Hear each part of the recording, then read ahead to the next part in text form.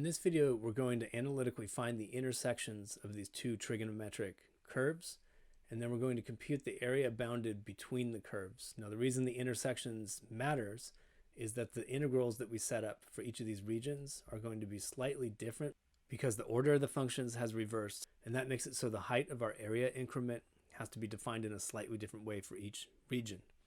So let's tackle these intersections. This first one I'm going to call x0, and it sure looks a lot like 0. The next one I'm going to call x1, and the final one I'm going to call x2. And we're told here to take advantage of the graph to make guesses about what the intersections might be. So if I just look at that 0 first and test it out, I get that f of 0 is the sine of 0 plus 2, which is just 2. G of 0 is negative cosine of 0 plus 3. Well, the cosine of 0 is 1, so I get negative 1 plus 3, and I get 2. So yeah, this is an intersection of the two curves. I have the same y value for the same x value of 0. Now let's jump to x2. So the grid is accurate on this graph, and I have 1, 2, 3, 4, 5, 6, plus a little bit for the location of x2. Well, that sounds a heck of a lot like 2 pi, and this gives me an idea. These functions are both periodic with a period 2 pi, and that means these intersections should repeat every 2 pi units. And so yeah, I'm guaranteed to get another intersection at x2 equals 2 pi. If that seems a little bit fishy to you, you can always plug in 2 pi to both functions. You'll see that it's true. The tricky one is x1. And so I have to actually make some attempt to set up and simplify an equation here and try to analytically solve it. So again, an intersection occurs when f of x is equal to g of x. And that means sine x plus 2 is equal to negative cosine x plus 3. And if I clean this up a little bit, I get sine x plus cosine x is equal to 1. So I'm trying to guess what x value would make it so sine x plus cosine x is equal to 1. So when I look at the graph, I see that x1 is some number a little bit bigger than 1.5. And I'm thinking pi is a little bigger than 3. So x1, maybe it's pi over 2. Let's just guess and check. If I put in sine pi over 2 plus cosine pi over 2, cosine pi over 2 vanishes, and sine pi over 2 is equal to 1. So x1 is pi over 2.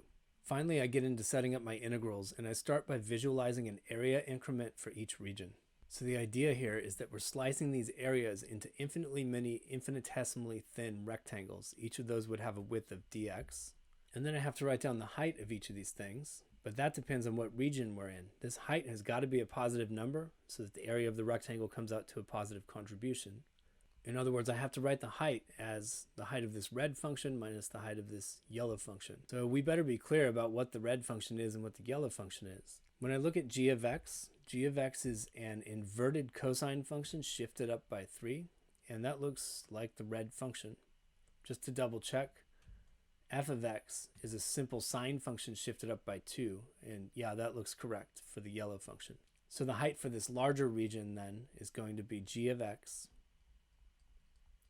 minus f of x, because that cosine function is on top. This gets reversed when we look at the height of a rectangle for the smaller region. Now the sine function is on top and the cosine one's on the bottom, so I have a height of f of x minus g of x.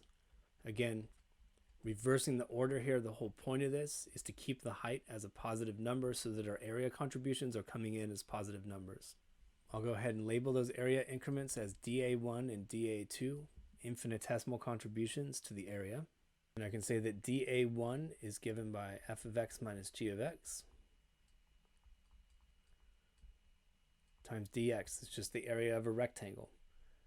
That means the area A1 is the sum of all the contributions. That's what integration means. Then I can plug in the formulas for f of x and g of x. And with my integral entirely phrased in terms of a single variable x, I can now put the limits of integration in here. I'm going to clean things up just a tad more before I integrate. I guess the antiderivatives. Now I'll plug in my limits of integration. So when I plug in pi over 2, the cosine vanishes. The sine function gives me a 1. The x gives me a pi over 2. And then I subtract the result I get when I plug in the lower limit. The cosine of 0 is 1.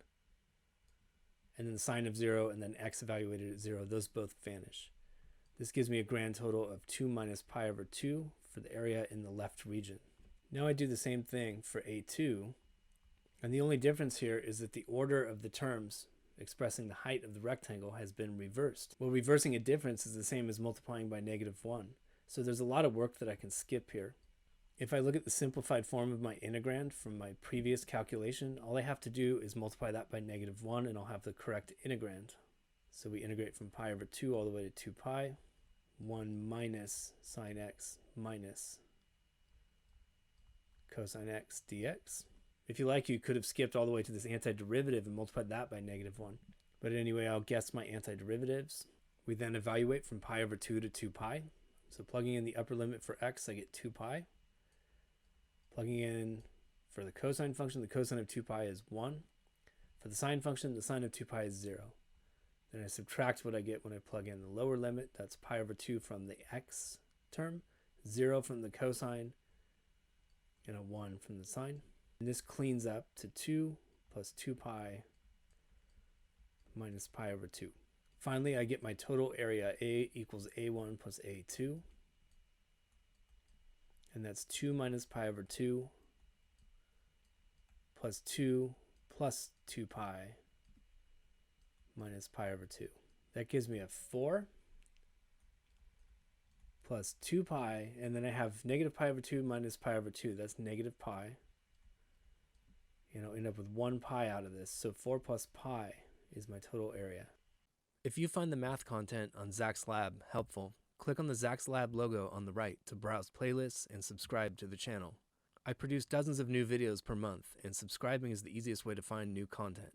Thanks for watching.